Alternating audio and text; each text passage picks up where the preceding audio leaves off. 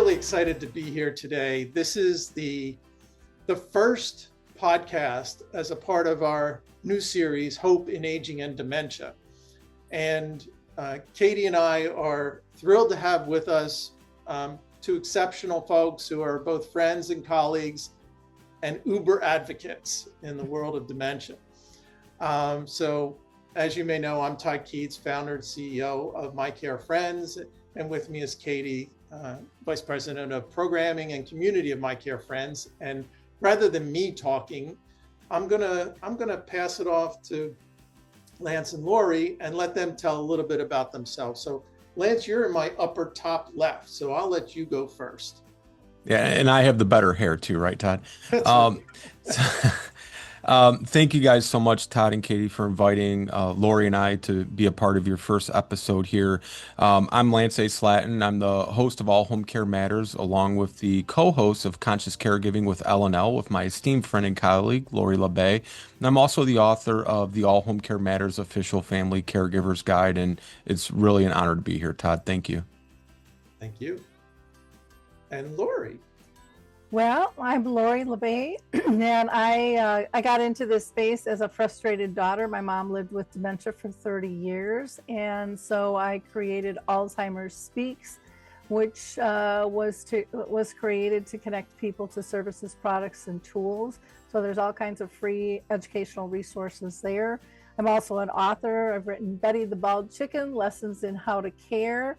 And I have a radio show or podcast, whatever you want to call it these days. And then I'm also the founder of Dementia Map, which is a global resource directory to help both families and professionals. That's awesome. Yeah, and a little bit, my why for this program is my great aunt had Alzheimer's. I watched this little diminutive lady who I didn't know she knew a curse word to then just cursing like a sailor. And also my uncle now, my dear uncle, who does not know who we are anymore. And so that's my why. And so the program really is, we want to break down the stigma. It's about breaking down the stigma. We want to offer community to the folks that are watching, give them encouragement and give them practical tools. And I know that's what the two of you do individually and as a part of your joint podcast. So again, thanks so much for being here. And I'm going to pass it off to Katie and she can lead the discussion from here. Absolutely. Thanks again, Lori and Lance, for coming on. Just briefly, my why really is to honor these moments. I think it's really important for us to support each other and to hold on to hope, which is truly the meaning behind this program. I would love to hear more from the both of you on what does hope mean in the context of aging and dementia. And I'll start, how about with Lori this time? Well, I got into this space because of lack of hope. And I'm like, this has to change because none of us are going to survive if we don't feel supported, if we don't feel acknowledged and understood. And so to me, hope is the number one thing. I mean, if you can't live life feeling hopeful, you're going to be depressed, dementia or not. You're not going to feel as connected. And so to me, hope and a positive attitude and pointed in the right direction means everything, and allowing people to support you, not fix you, is critical in that as well. Yeah, and I would add to that, hope really can mean different things to different people. For family, it could be hope that their loved one is able to age in place in their home, hope that their illness isn't going to get worse, hope that it's going to be cured, hope there's going to find a way to be able to adapt to a new way of life, and really aging in place and remaining at home as a loved one grows older is the preferred choice for almost all older adults. But when it's not the preferred choice, it's because they don't have hope in the sense that somebody's going to be there to help support them. So I think it's really all inclusive when you're looking at hope and aging in place, where you can have loved ones have that hope that they're going to get better, be able to stay in their home and their familiar surroundings and environment, but hope for the family to be able to let them do so. So it's really collaborative as well, providing those resources and having that support in place that they can do so, and hope for the loved one that they can. And I think it really boils down to, having that communication between the loved ones and the family and even the healthcare professionals, giving them that hope that, they can stay in their chosen place of residence. Yeah, absolutely. And, that was a big reason for My Care Friends was it's about bringing connection. We know that connection is important. We may not see it when we're in the midst of caregiving because we're in the midst of caregiving and we don't see what's around us, and we don't maybe not even acknowledge the need to connect. But it's so important when we can connect, and because that really helps with encouragement. We get this encouragement from others as we're going along. And I mean, I'm guilty of that, having been primary caregiver to both of my parents, and they're still with us, fortunately. But during rough years, I was so immersed in it, and it took me finally reaching out and realizing, hey, I can learn from others as well, and I need that. I need to take care of myself. So I'd love to hear each of us share like a story, a moment where hope showed up unexpectedly. And so, Lori, do you have something? Oh my gosh, there's so many of them. I want to do a tie on to your connection though, because I think it's really important. I think one of the problems we have in today's world is, especially from a caregiver, care partner, care companions side, is when we're in the midst of it, we think connection is fluff. It's an extra, it's something that shouldn't be a priority, instead of life-giving and giving us that burst of energy. So I think that really needs to be reframed, that this is healthy for all of us and it has a huge ripple effect. For a small moment of joy, I will tell the story of my mom, who was going to move in with my family because my dad ended up getting cancer. He took a fall down some steps and was never going to be able to come home again. So he was in a nursing home. And about 2 weeks in, my mom, who could not look out the window and decide if she should put on snow boots or flip-flops, came to me and said, I want to move into the nursing home. Now that doesn't sound like a joyous moment, but I asked her why after I got past I was offended of, aren't I good enough? Aren't I doing things right? Those types of things. And my mom said, in this moment of clarity, I've been with him 49 and a half years, and I'm not leaving him now. And that just melted my heart, even when things can't be communicated. And I mean, for her to remember even the time frame just brought me such deep joy and made me really realize that our connections are way, way deeper than we think they are. And even when someone can't always speak what we want them to hear at a certain time, they drop these nuggets on us that are just beautiful. True. Katie, do you have something? Oh, I sure do. I'll keep this short. For me, this work has become and is deeply personal. I was a caregiver and advocate for my younger sister after she experienced a traumatic brain injury and passed at the age of 39. One of the most challenging seasons continues to be of my life. However, I've discovered how powerful it can be, to your point, Lori, to find this like the small moments of hope through connection. I love that point that you made. But I'll tell you a quick story. After she had passed, we took a family vacation to Florida over the summer, and I had quit my job. I met Todd actually on a mountain right prior to that. And we kind of just connected and, or I should say disconnected. Todd and I connected, but my family and I disconnected in Florida.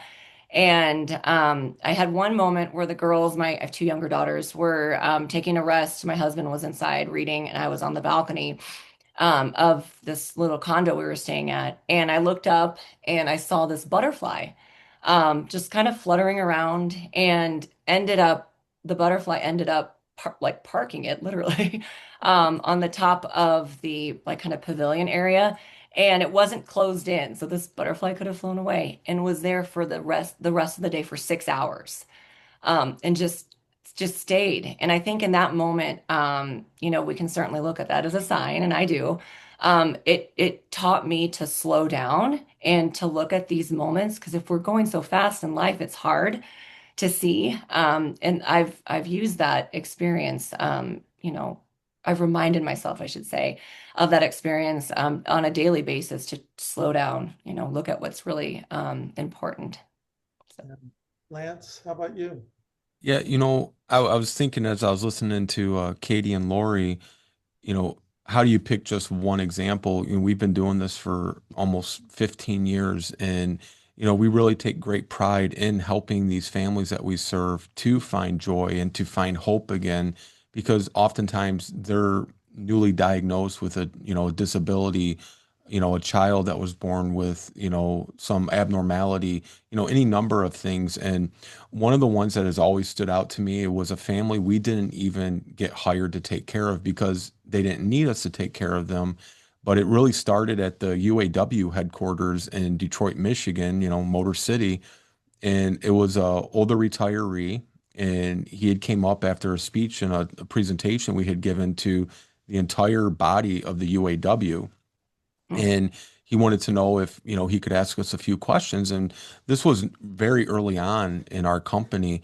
And we said, of course, how can we help? And, this is a strong UAW retiree, man. And he said, our mother, and he brought his sister over who happened to also be a retiree from the UAW.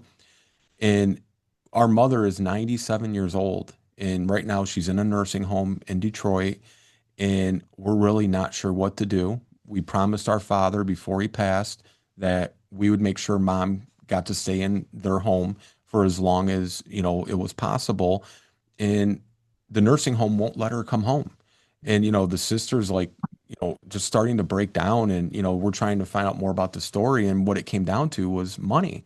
And the mom, was a stay-at-home mom for, her entire life, raised all of the children.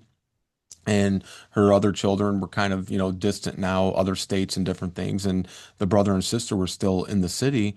And they said, mom can only come home per the nursing home and the doctor at the nursing home if we purchase a hospital bed. Well, to me, that seems like a very simple solution. But then I found out the hospital bed was going to cost thousands of dollars. And it happened to be sold by the medical supply company that's inside the nursing home. And the doctor was owner of both of them. So you can kind of see where this is going, right? And so we set up a meeting to meet at their home, at the mother's home, the next day. And so we went down, it was probably 6, 7 o'clock in the evening. And, they're both sitting there and just kind of at bated breath. How can we help them? Or how are they going to help us? And, we brought our RN with us, and we're kind of getting all the details. What's mom's condition? What's her diagnosis? What had happened was she had fallen getting out of the bed and fractured her hip. She'd been in the nursing home 7, 8 weeks at this point. She's 97 years old. I was personally surprised she didn't have other complications, especially from the anesthesia from the surgery. And the bed was one of the old-fashioned style beds where you almost need like a step stool to get up into because it was enormous. And, there's this saying, look around here. This is where we grew up.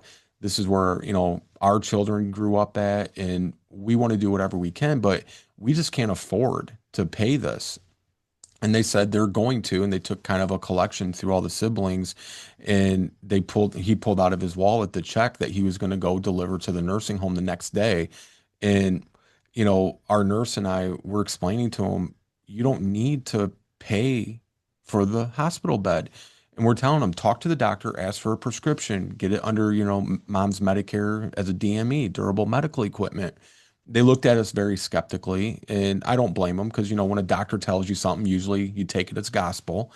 And they said they tried, and the doctors just said, no, we can't do that. And, other excuses.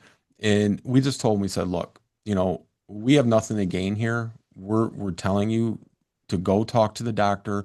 If you don't feel like you're getting anywhere with him, talk to your mom's primary care doctor. And so he said he would call him the next day, and he said, you know, what do I need to tell that doctor? And we told him exactly what to ask for, how to do it, what you need. And so, you know, we left there. We were there for a couple hours, and just big, beautiful Victorian home in downtown Detroit, just massive home, just gorgeous. And the next day, I picked my kids up from school, and this is back when I could give my cell phone number to people and not really think twice about it. I see I had a missed call. Now I was getting my girls, my son wasn't born yet, out of school, and I had a voicemail from this man. This is a grown man, 6'6", maybe 6'5", just a huge man, and he's literally crying on the phone, thanking us. And his exact words were, "You have restored our family's joy." And that example is almost 15 years old, and it is still just means the world to me that, you know, they were not getting anywhere in the system. They weren't getting any true information, and they were really being taken advantage of. And he said, you know, those that check that we were going to hand over, that was literally our mother's little nest egg. You know, it was several $1,000s. It wasn't an enormous amount of money, but it was to them. And that's what she was going to need to get groceries for. She didn't get a pension. She didn't have a retirement. You know, dad passed away, so his pension was no longer coming into the house. And she just had a very small Social Security that she got every month. But that meeting and us connecting allowed for us to bring their mother home, for them to have grandma and mom back in the house, and to have the resources for her to continue staying in the home for, you know, the remainder of her life. So that gave me hope, but it gave them hope, and it gave them a lot of joy. And it's something that just has been so meaningful to us. That's an incredible story. Yeah. I'll share briefly a couple things related to this. So, you know, we had talked before, and we have notes where we're looking at in terms of what a breakthrough in communication, and then either a small moment of joy or recognition. I'm going to tie those two together for me. This was early on in the first 6 months of my mom's crash of healthcare in 2018. And gosh, I was having a dickens of a time. It was just things were happening so fast. She was in and out of the hospital literally every week or two. And I wasn't getting the communication from the nephrologist how I wanted it and I needed it. And I finally just had to step aside with the nephrologist and just say, away from everybody, because I wanted to be respectful. And I had to say, look, I know you're running at 60 miles an hour and you're just going from room to room and so forth. But I hope you need to understand that we're trying to get answers, and these are really important for us. I know you're human, just like we're human. So if you could please just slow down. And like, it was like a wake-up call for that doctor. And they went, oh my God, okay. They see me, number one, they know I've got a life too, and so forth. Come back about 6 months later, and I'm in an appointment with my mom with this same doctor. And it was about recognition. And she was saying to her people, she's saying, make sure when you're talking to Todd, you respect what he's saying, because he's not a doctor, but he's like a doctor and he knows what he's talking about. I was like, wow. So just really meant a lot to me. And then in terms of support system that made all the difference, I'm giving shout outs to two friends. They're people that we made in those first year or two of my mom's illness. One in a rehab hospital setting and another in the hospital setting.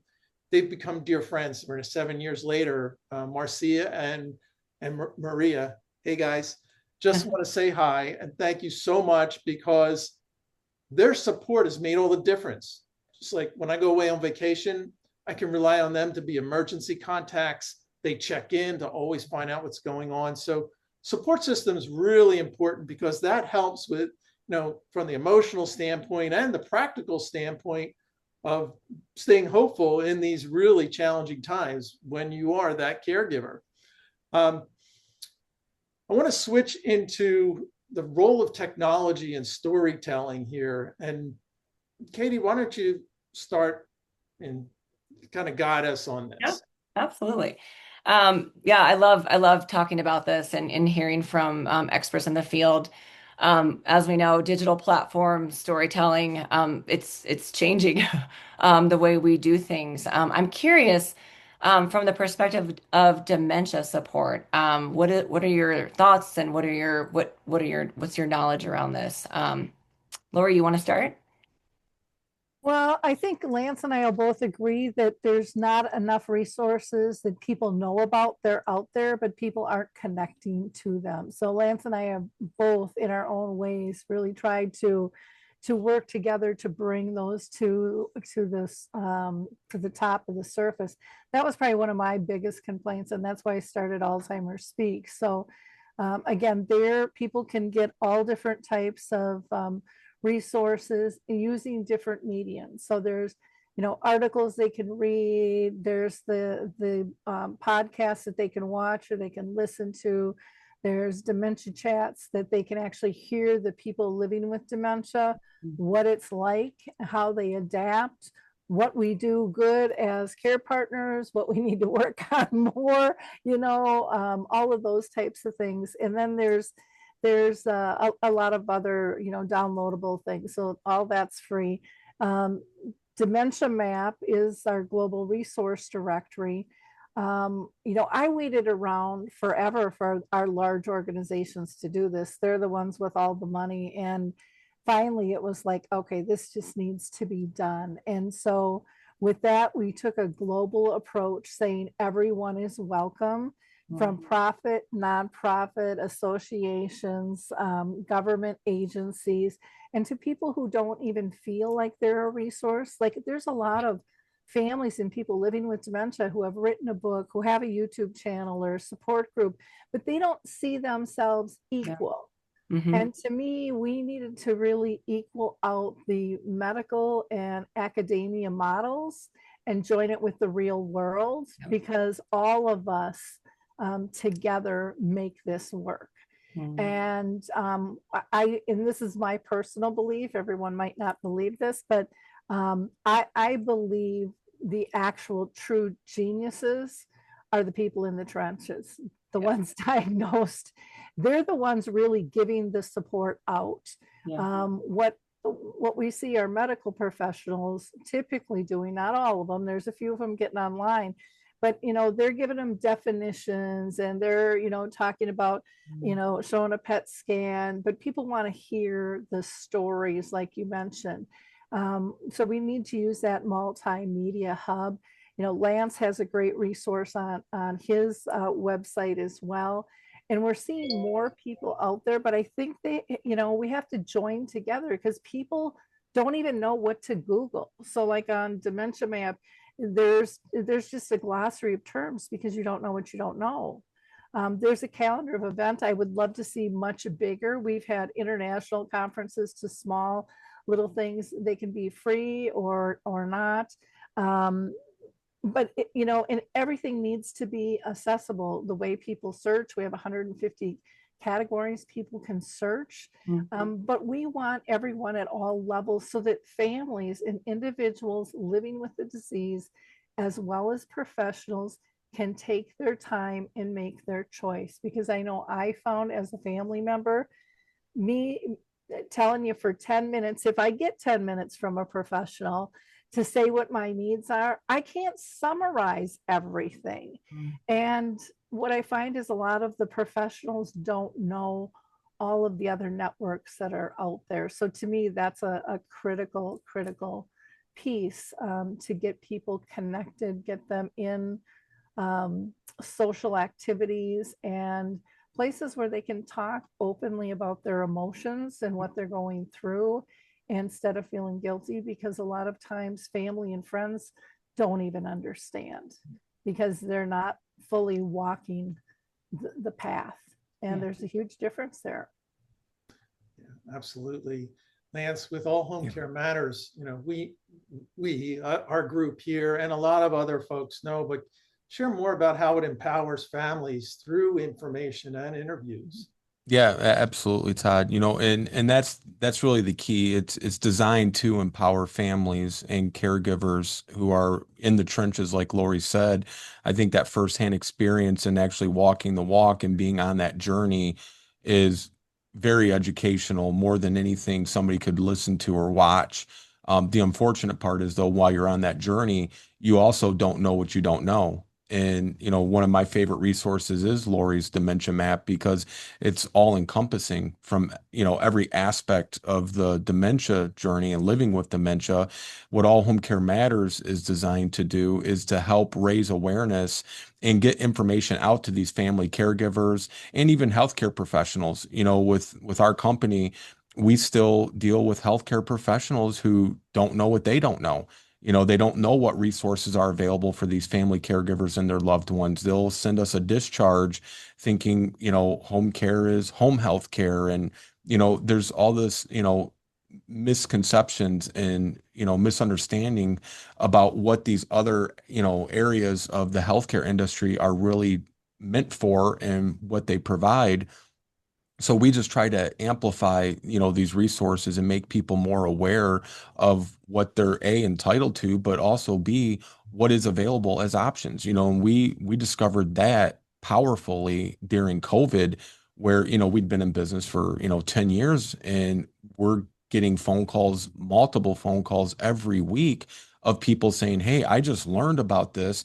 Is this true? Is this what you guys can do for us?" Because they had a loved one who was in a nursing home, but not by a medical necessity, but more out of they didn't know there was other options. And so when we would meet with them, talk with them, discuss what home care provides, they're discharging their loved one, and then they're quarantining and, going into their own home. So that way the family can at least see them instead of have to visit through, a Michigan winter and outside a window. So All Home Care Matters is really designed to help empower these families to better educate them and raise awareness to the information and, resources that are available to them and their loved ones in their long-term care journeys. These are all great points, and it just points to everything that we all do, which is using technology, connection, and open dialogue to help support people living with dementia and their caregivers. I want to take it to the next topic, which is redefining what it means to live well with dementia. And Katie. Yeah, absolutely. I think as I think about redefine, the real meaning or reason that we launched this series, Hope in Aging and Dementia, and Aging and Dementia, hope is the key word. And I would really love to hear from you all as to how society can change its lens on dementia and aging. We are here together to break the stigma. No longer is it in the past. Let's move forward and talk about what we can do as a community. Learn these resources that are very, very much unknown, like you were sharing, Lori. So I'd love to hear from y'all about the idea of hope and our society. Well, I'll go ahead and go first. I think, I think one of the things is we have to get people to stop being afraid of aging and dementia.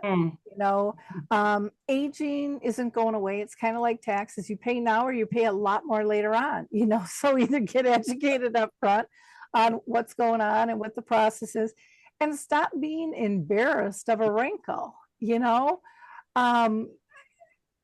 We have, our media has really done us a huge injustice. And in my stance, the beauty lines, making people feel bad isn't how other people should feel good. And, we're not accepting that we're all individuals. We all are going to age a little bit differently. Our health situations are going to be different. So, that's one, is just accept life. It's not perfect. You've gone through a zillion other stages in life. Why are we fighting this one so hard? I don't quite understand that. The other is we talk about person-centered care, and I personally have to say I can't stand that phrase. I think it's overstated and underdelivered, and The general public doesn't know what that really means, other than it meets a standard criteria that the state wants to hear. And to me, I think we need to be using words and phrases that make sense, like relationship-based care. People get that. And it puts them back in relationship instead of forcing them to think that they have to be task-oriented and detached from their relationships. Because no matter who you are in this world, I would say 99.9% of the people want to feel like there's a friendship, there's a kindness, there's something that bonds you together. And one of the things that we tend to give up when we're caring for one another is laughter.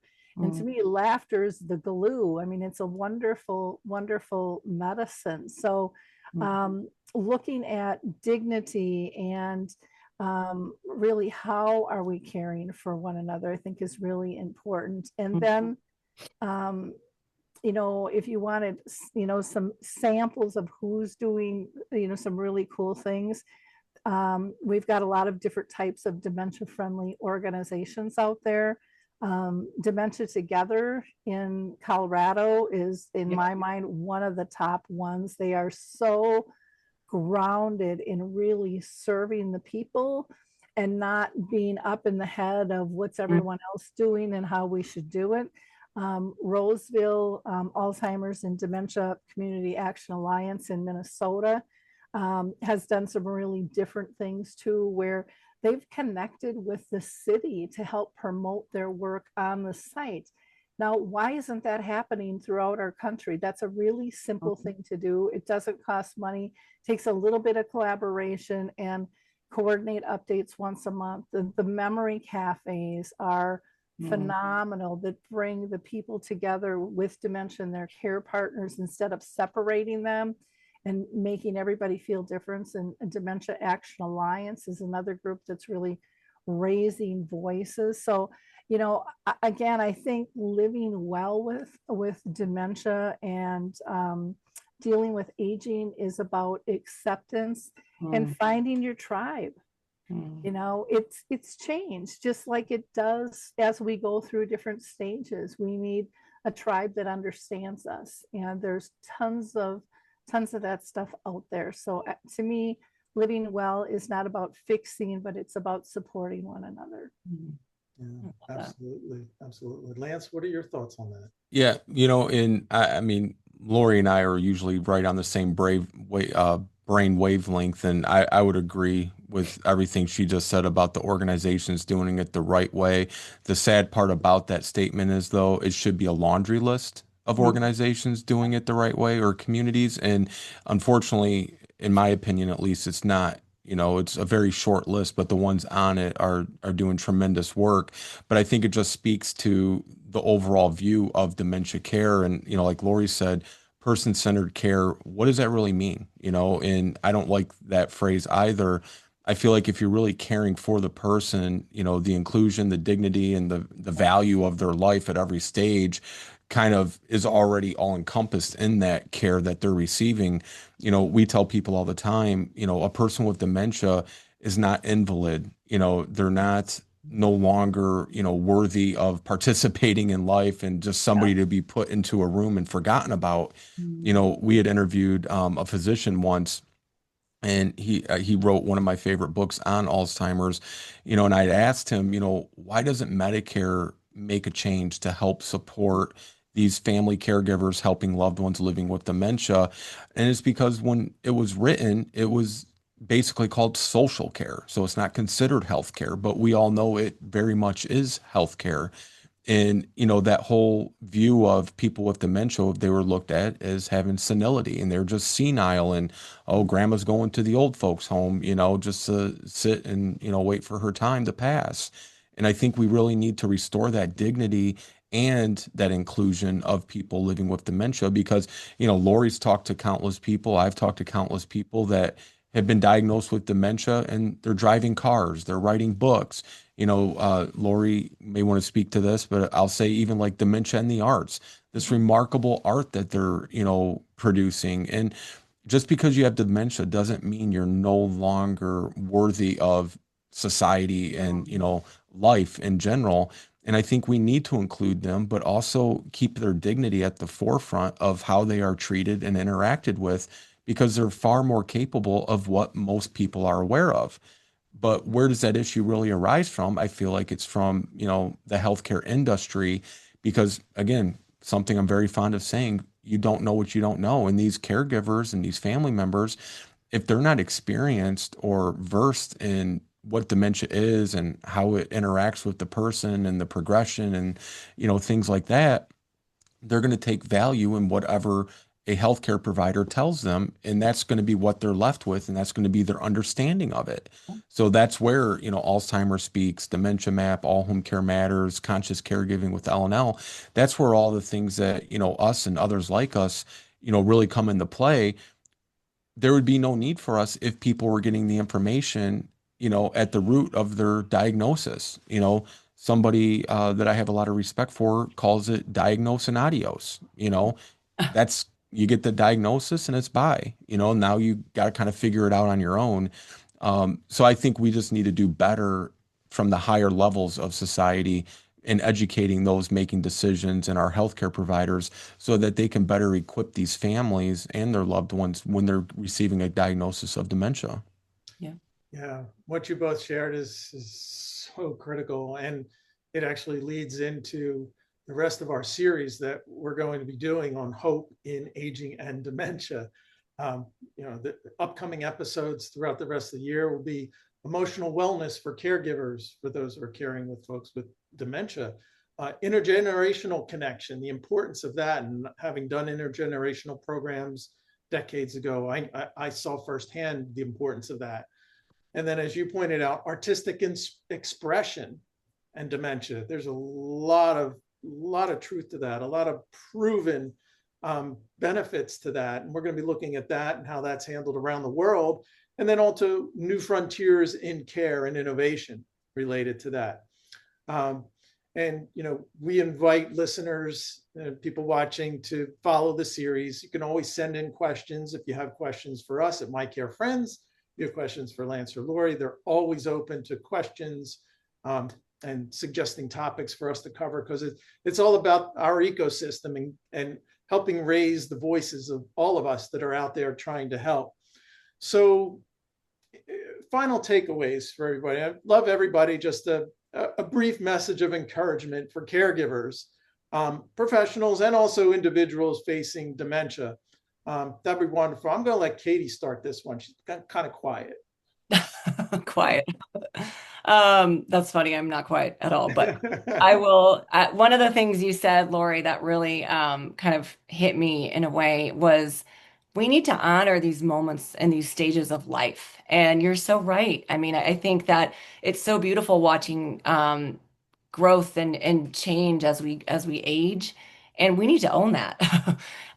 So I really, that's one thing that kind of struck me as a good reminder to continue in my network and friendships, to continue to share that and say that. Yeah, Lori. Yeah, I think there's so much that we can learn from one another, illness or not.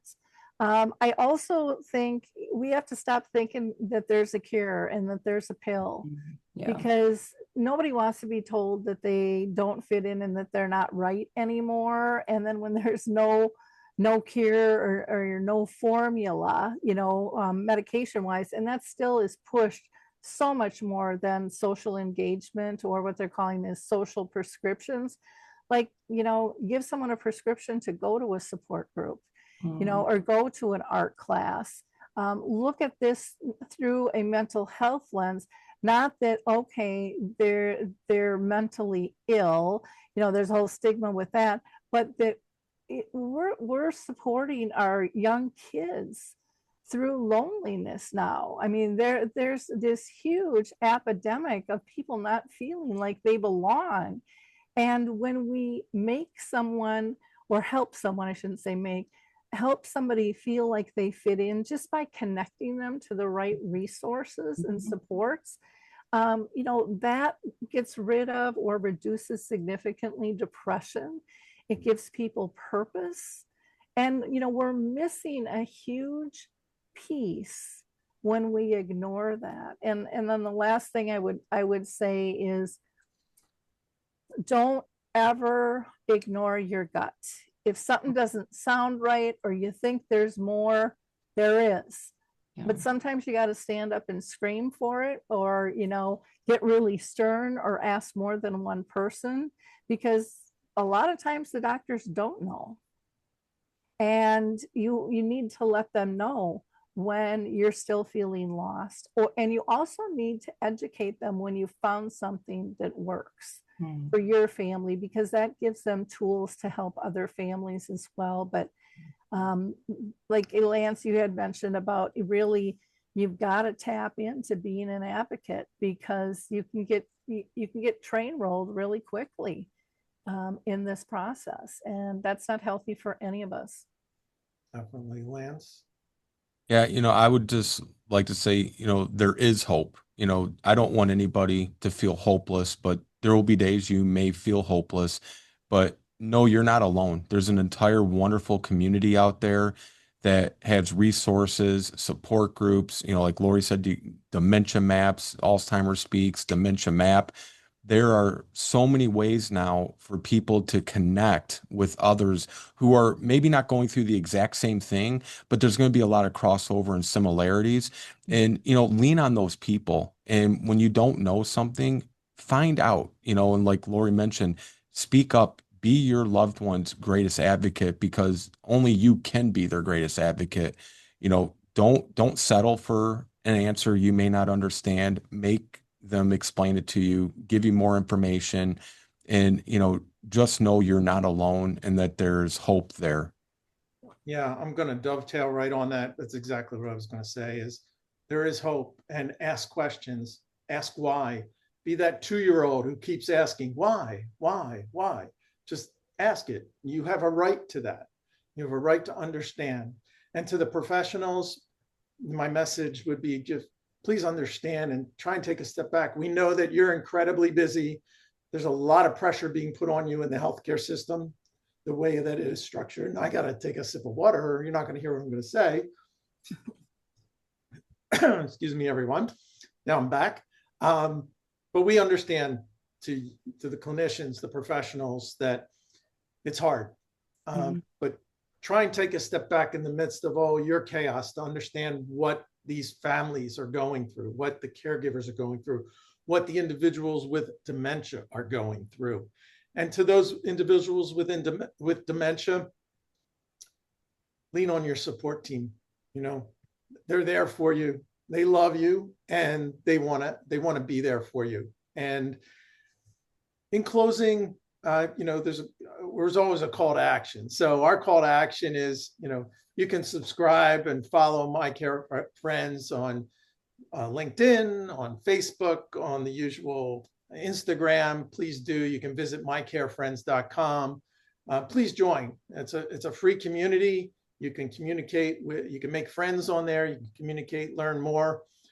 You can learn more from our wonderful guests at dementiamap.com, at allhomecarematters.com, and at alzheimersspeaks.com. And then I'll let Lance and Lori tell you exactly how to follow them and where you can follow them. Lance?